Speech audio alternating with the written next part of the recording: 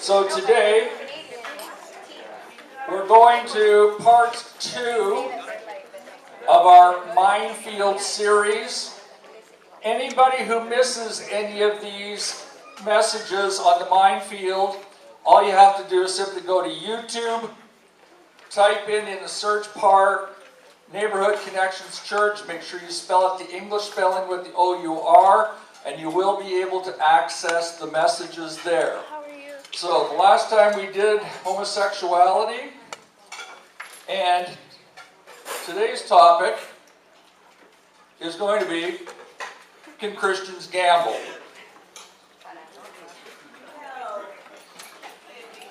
Before we get into this, let us just remember what we talked about previously and what we continue to talk about with any of these topics. No guilt, no condemnation, no finger pointing. The bottom line is God gave us free will to decide what to do with our lives.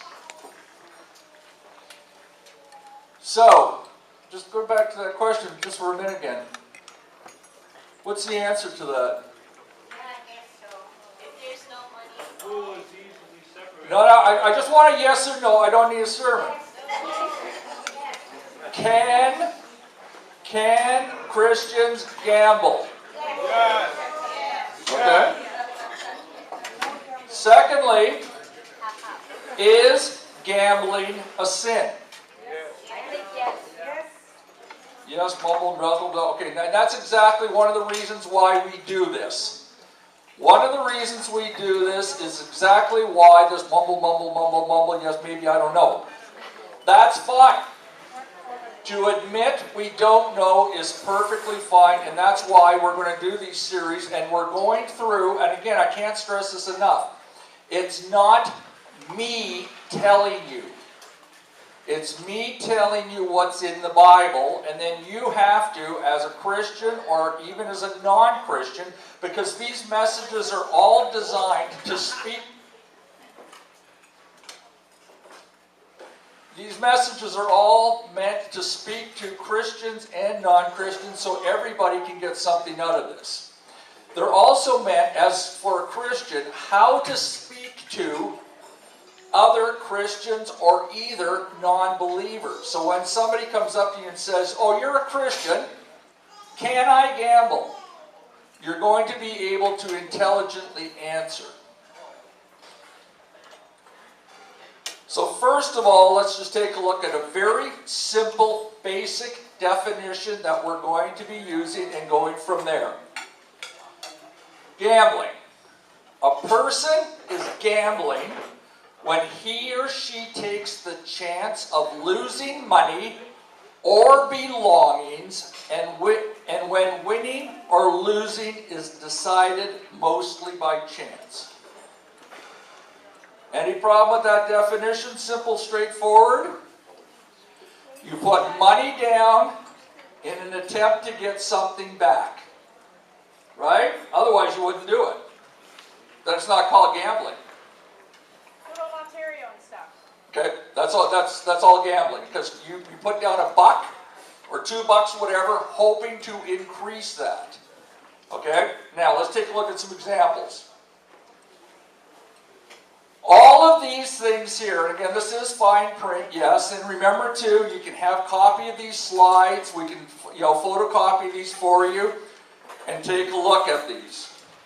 All of these things here involve the exchange of money with an attempt to get more money back. When you buy a bingo card, you're looking to get something out of it. Whether a lottery ticket, betting on horse racing, betting on the sports things like football, soccer, whatever. All of those things are gambling. Hang on. Okay, make sure we get through this. Okay? So there's your examples of gambling. Now, let's go back to this. This is where people mumble, mumble, mumble, mumble. What do you think? Is gambling a sin according to the Bible? Let me just try something, okay? And we're not going to hold it up. Put your hand up if you think it is a sin according to the Bible. Put up your hand if you think gambling's a sin. Okay, we got about half, okay? How many people think it's not a sin? Okay, okay, hey, that's actually fantastic, because that was the third thing. How many people aren't sure? Okay, now that's good, okay? We've got the vast majority think it is.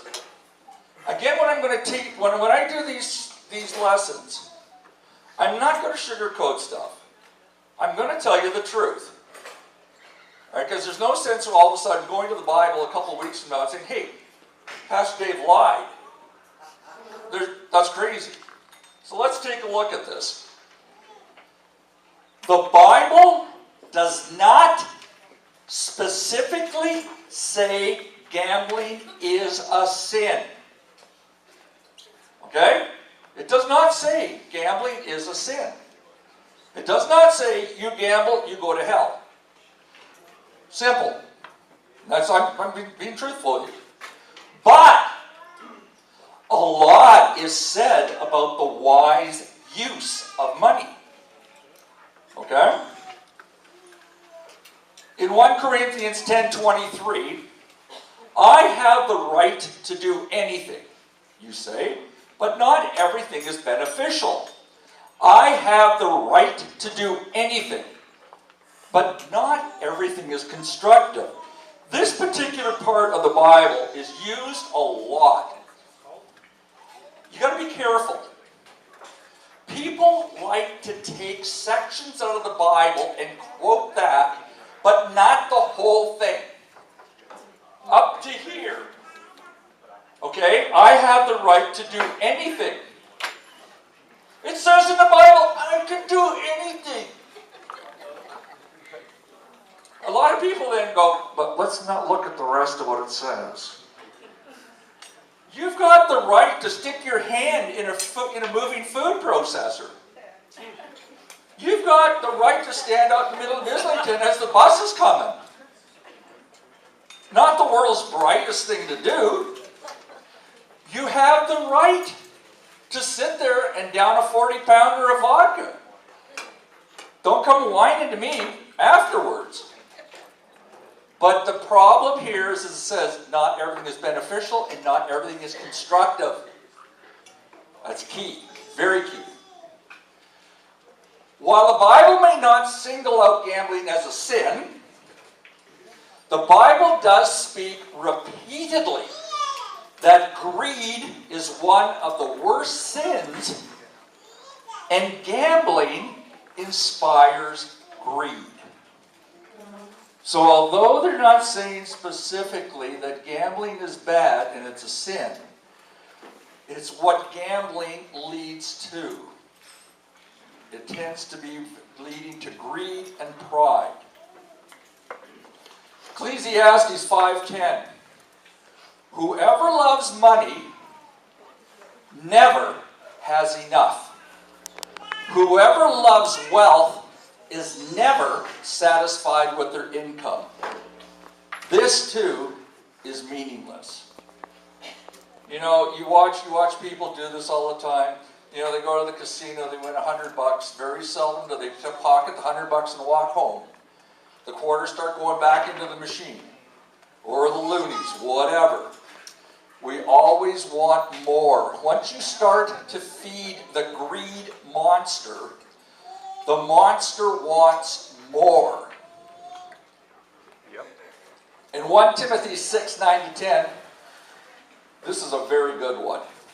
Those who want to get rich fall into temptation and a trap and into many foolish and harmful desires that plunge people into ruin and destruction. For the love of money is a root of all kinds of evil. The last part is often misquoted, where the love of money. No. It's not the love of money, okay?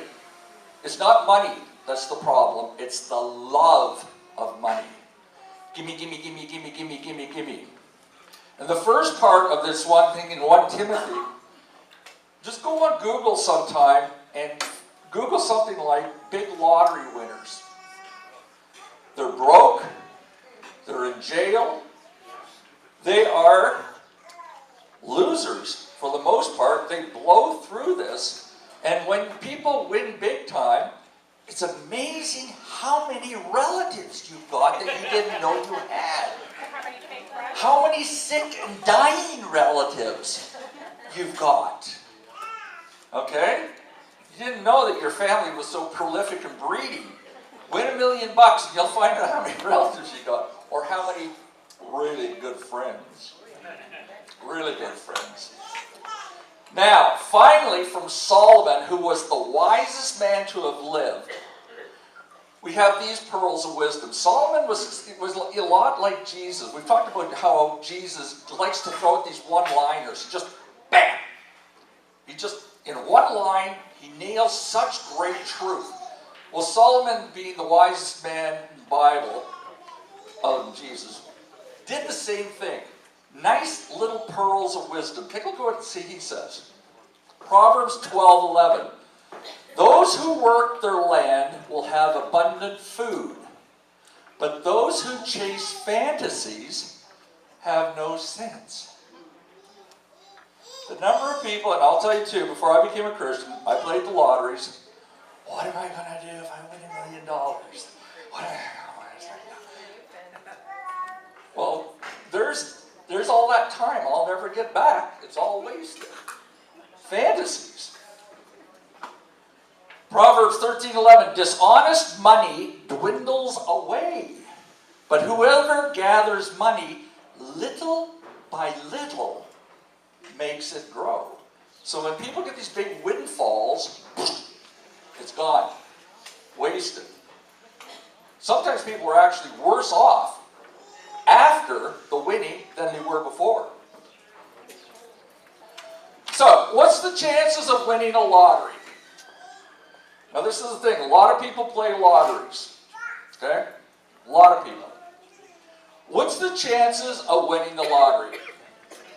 You have a better chance to be killed by lightning. So if I said to you, I want you to bet $5 on that you're going to get killed by lightning. You'd go like, what are you, stupid? Well, I'm not going to bet $5 I'm going to get killed by lightning. That's dumb. You got a better chance of being hit by lightning than you do of getting the lottery. You have 10 times the chance to die after being bitten by a poisonous snake or lizard than to win the Lotto 649 jackpot. So when you say, you got a better chance of being killed by a poisonous snake, like, there's no poisonous snakes. What are you worried about? Like, And guess what? You're not going to win the lottery either. This one I love. So, picture this in your mind. Okay, come with me. We're going to go on a little trip here. Picture this in your mind. You're standing on a football field. Okay? There you are, you're out in the football field. You're blindfolded, and you're holding a pin. Just a regular little pin. A friend has released an ant on the field. Your chance of piercing that ant with your pin is about the same as winning a Lotto 649 jackpot. 1 in 14 million. So like, I say, okay, give me $5. Okay, and if you can nail this ant, I'll give you 10. And people are going, what the hell? I'm not going to give you $5 because I got to nail an ant. But that's exactly what you're doing. It's really interesting when they put it in this kind of perspective. Nobody would bet any of those things would happen. Yet people bet they'll win the lottery when they buy a ticket. Going back to what they talked about from the Bible, is this a wise use of money? Now even, okay, now hang on too, because like, you know me, I'm not going to get up here, hellfire and brimstone, and beat you with the Christian cross. We do, as Christians, we believe that our money has been given to us by God. It's entrusted to us. So that is really a disrespect that that's the way we're using it. Plus, isn't wise just, would you take $5 out of your wallet and just set it on fire? Again, it's not wise use, even if you're not a Christian. Like, what are you doing? Why are you setting money on fire? Are you crazy? That's why what you'd say to them if they lit a $5 bill on fire. What are you, nuts? Now, I told you, I'm honest with you guys, okay? That's one thing, you know, I'm honest with you. It is possible to win the lottery, but you must know how to do it. Okay? And here's a secret to a guaranteed fortune. So if any of you guys got smartphones, you want to take a picture, this is guaranteed, okay? You can win the lottery, what the secret I'm going to give you. Pay attention. Here are 2 ways you're guaranteed to win the lottery. Buy 50 tickets a week, and in 5,000 years, you're likely to win the jackpot. It's guaranteed. See how much I love you guys? I just gave you a guarantee. I love you so much, I'm going to give you a second one.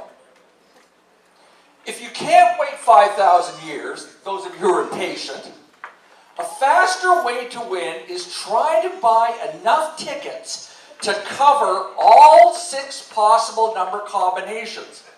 But at $2 a shot, that comes out to $27,967,632, but you will win the lottery.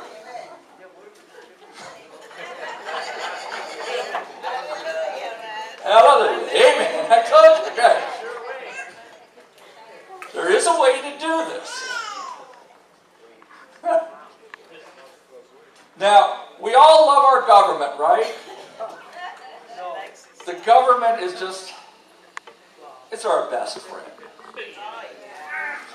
Government revenue from gambling, all gambling, lotteries, casinos, horse racing, all this, in 2010, 6 years ago, was $4 billion.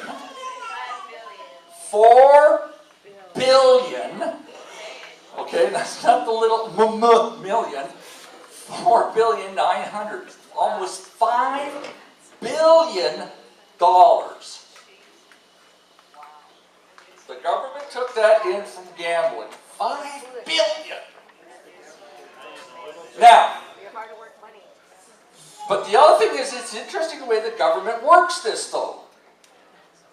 The government takes its fishing rod with the big worm on it, or the big dollar bill, throws it out there, and you go, and you go for it. Because they say, look at this. They use the money from gambling to support charities and worthy causes. So even though you're losing, the money's going to a good cause.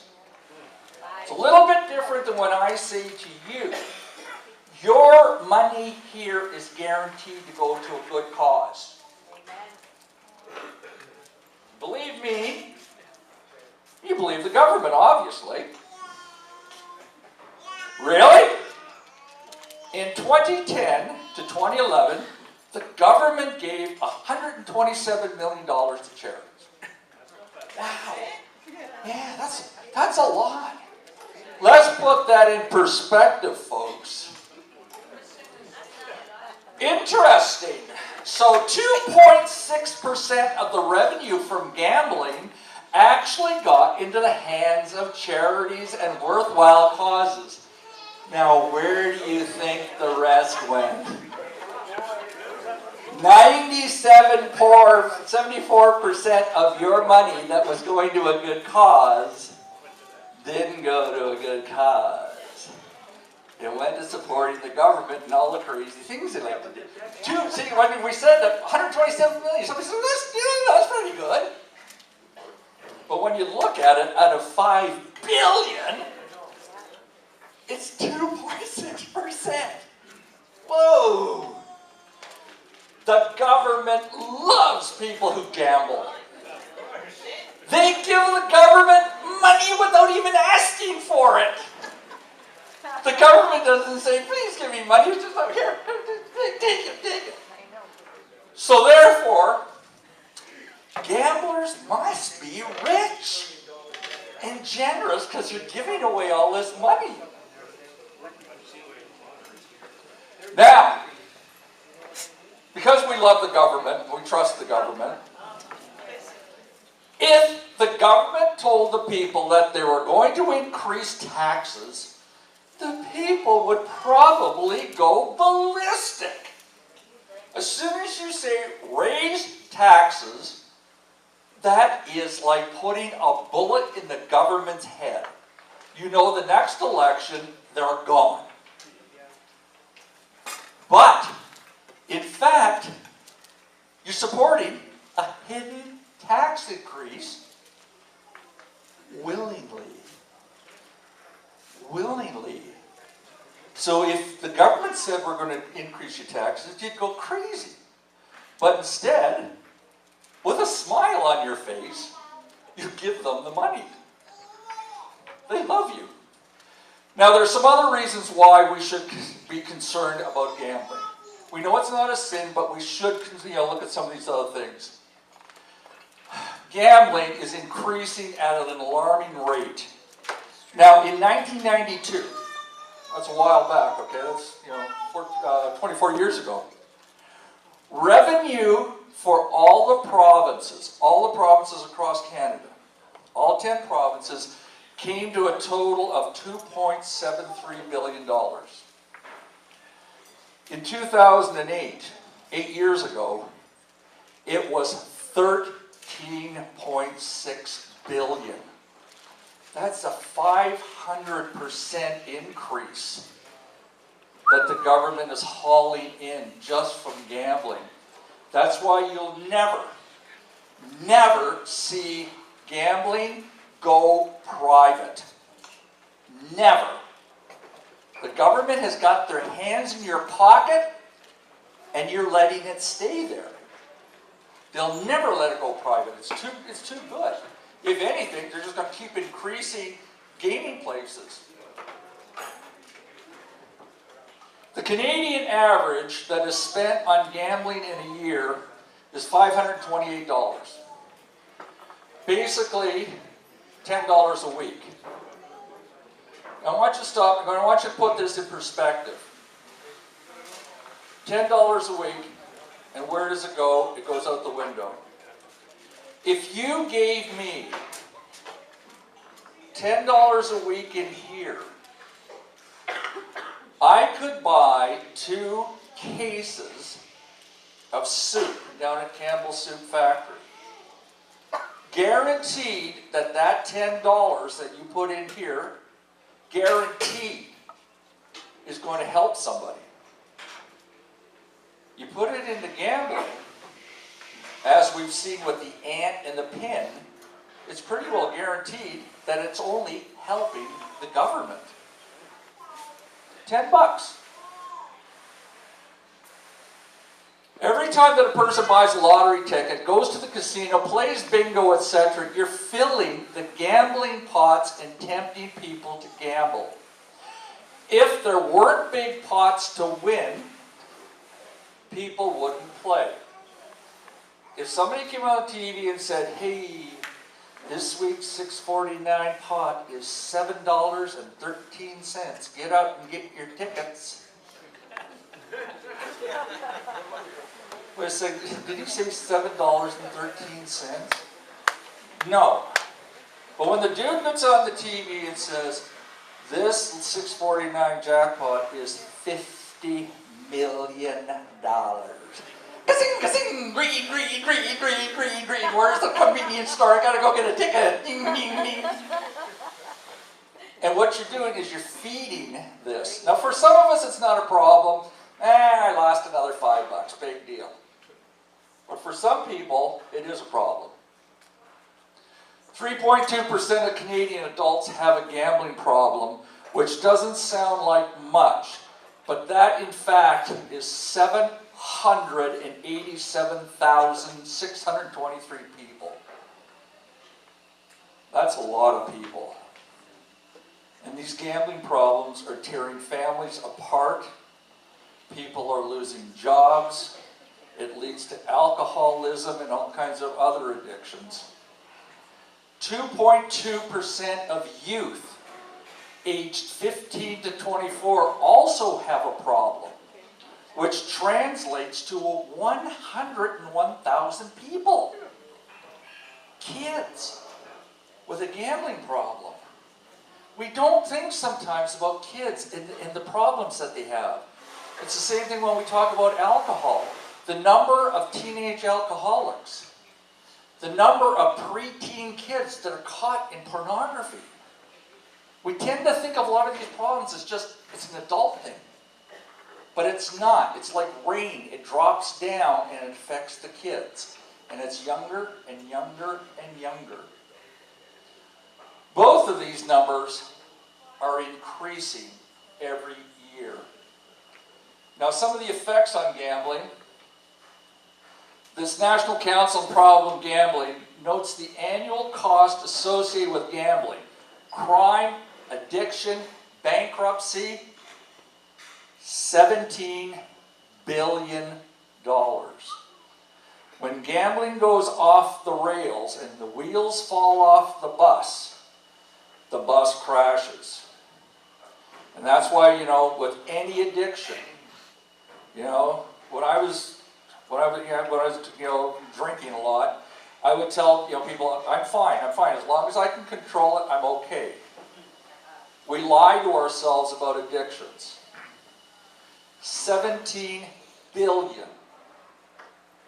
Approximately 76% of problem gamblers are likely to have major depressive disorders. If you keep losing over and over again, life is telling you, you are a loser. You are a loser. Every week, you are a loser. Depression's a bad enough thing that a lot of us suffer with. You don't need it reinforced. This organization also says children of problem gamblers are at a higher risk for a number of behaviors, including themselves, problem gambling, tobacco use, and drug abuse. It's not just one thing. And where do the kids learn this from? The Oregon Problem Gambling Resource states that about 10 to 17% children are problem gamblers, and about 25 to 50% of their spouses of problem gamblers have been abused. You've gone and you've played your paycheck on the horses. You come home, you're mad, you're depressed. The kid says something about, oh, you told me that you were going to get me the new whack. Or the wife, where's my dinner? It's got nothing to do with her. It's got nothing to do with the kid. It's got everything to do with you. Amen. Okay, so the kids and the wives. Georgia State University estimates about 50% of problem gamblers commit crimes. How do you pay for your gambling? And about 2/3 of these crimes were directly related to gambling. And the GSU also states 73% of people who are locked up are identified as problem gamblers. The people in jail. And lastly, an Australian study found that 1 in 5 suicidal patients had a gambling problem. When you can't live anymore, when you can't make ends meet anymore, when you're told over and over again you're a loser, it's a lot easier way out. Mental health has pulled you down so far that that's what happens. So you're not a problem gambler. You're not one of these things. But by helping to fill the pots, you're actually harming people who have a gambling problem, and there are many of them. None of you guys out here would offer a beer to an alcoholic. But when you buy that lottery ticket to increase that pot from $7.13 to $50 million, you're causing part of the problem for those gamblers. If the pots weren't big, the people wouldn't gamble. Okay, so we're not putting you on a guilt trip. This is just something for you to think about. Could you put that money somewhere better? I'm not saying put it here, but I already told you, I guarantee it's going to go to a good place. It's interesting to note, oh, I love this. This is crazy. It's interesting to note that people with less money spend more on gambling. The poorer you are, the more you spend on gambling.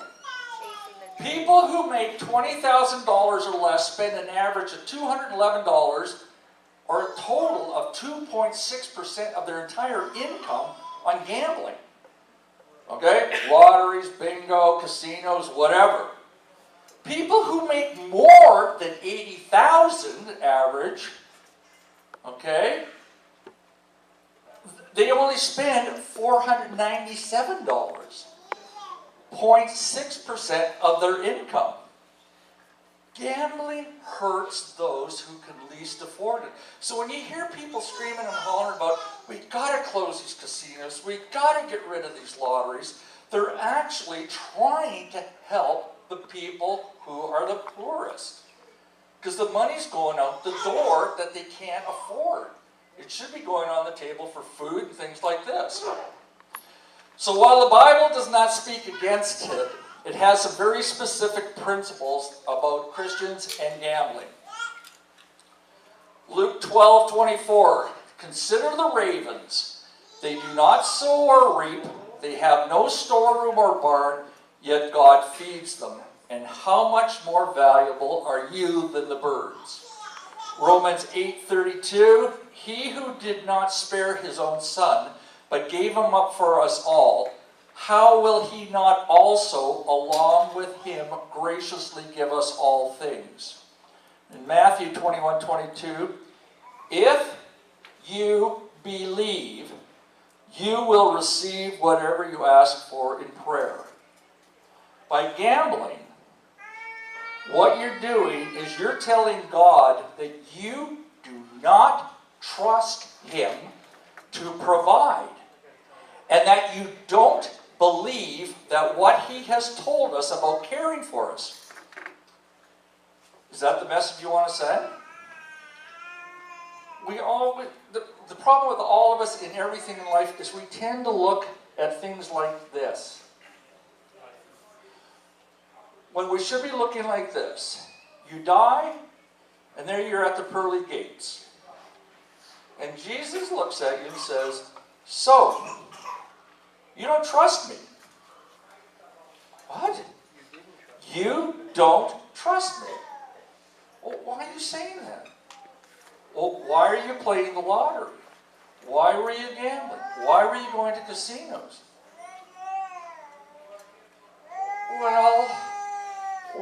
Well, you don't trust me. I said I would take care of you. You don't believe that? Yeah, but don't get you into heaven. And one final thought. Can you financially and spiritually afford to gamble? God gave you free will, so the final decision is yours. Okay? Like I told you, I was going to be honest with this topic, because it is something that is in society, it is increasing, and it is a problem. I'm not going to lie to you and say, if you gamble, you're going to hell. Okay, so we already saw that. That's not true, and I'm not going to tell you things that aren't true. But could you do things wiser and smarter with your life? Could you do things that are wiser and smarter with your resources? And again, it's up to you to make that decision.